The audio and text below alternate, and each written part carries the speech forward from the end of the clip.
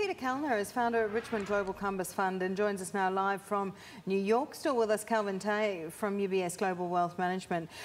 Peter, you're looking very closely at ESG. In fact, your fund focuses on ESG. And one of the biggest issues, which we've talked about before on this program, but there seems to be no change at this stage anyway, is that the millennials are really driving this form of investment. And so many of the millennials are still being involved and advised by the older generation, which seems to still believe that ESG is not necessarily the most profitable way to invest. What do you say to people who are concerned about ESG investing and profitability of investing?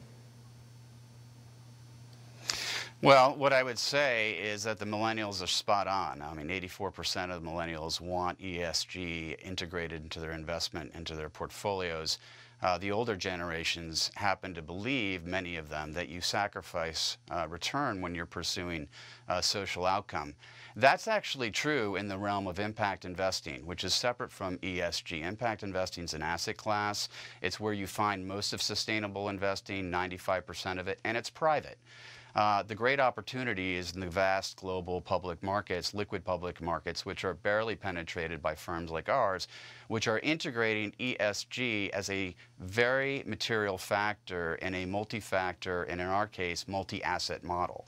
So we're trading corporate and sovereign securities, and we have, through our background in machine learning, been able to figure out a way to identify those key material E, S, and G factors that we can incorporate into our multi-factor model. So it's not an ESG fund in the sense that it's an overlay. It's integrating ESG. And what we've been able to prove out is that when you do that, you can generate accretive alpha. And by the way, you also mitigate your risks. And we all know that mitigating and managing risk is how you generate financial outcome, positive financial outcome.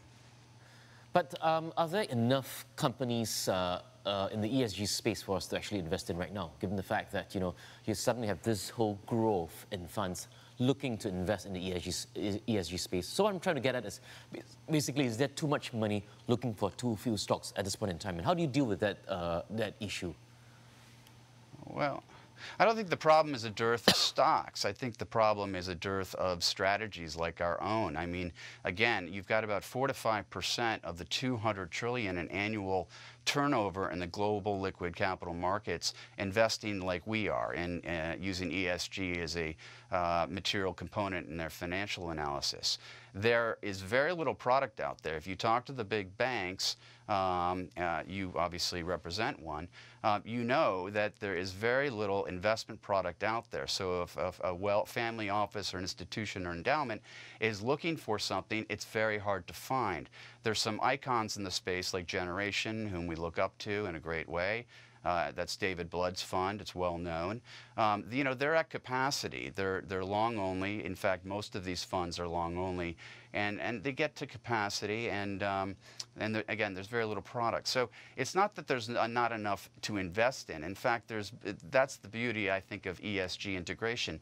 The world is your oyster. So we've been able to identify materiality as an opportunity, as an investment opportunity, not just in corporate securities, but also in sovereign securities, sovereign debt, currencies, commodities.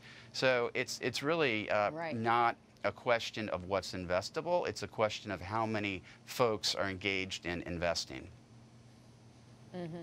In times of uncertainty, Peter, people often revert to what they know and what they feel is safe. So my question is whether or not the current market volatility is helping or hindering the integration of ESG. Unfortunately, I think it's probably, in all likelihood, going to hinder it.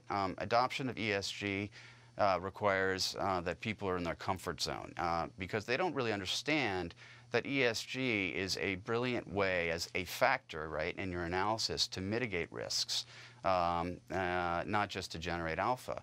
And so, but because that's not widely known, it's not pervasive, it's not practiced, people, and particularly in volatile times like we're in, and we believe the markets are going to be whipsawed indefinitely at this point, it's not going to be a particularly good year for ESG, and it is hindered, to your point.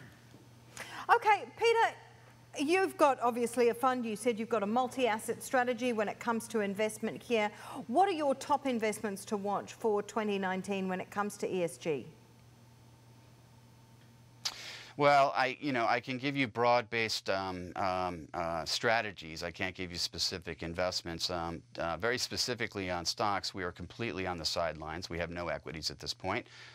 We've been reducing that exposure significantly in the last couple of months, and our returns, which are double-digit, are I think manifesting that decision.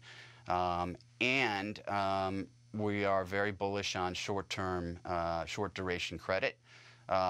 We think there are certain emerging market T-bills, that are quite interesting if you can control for the associated FX risk.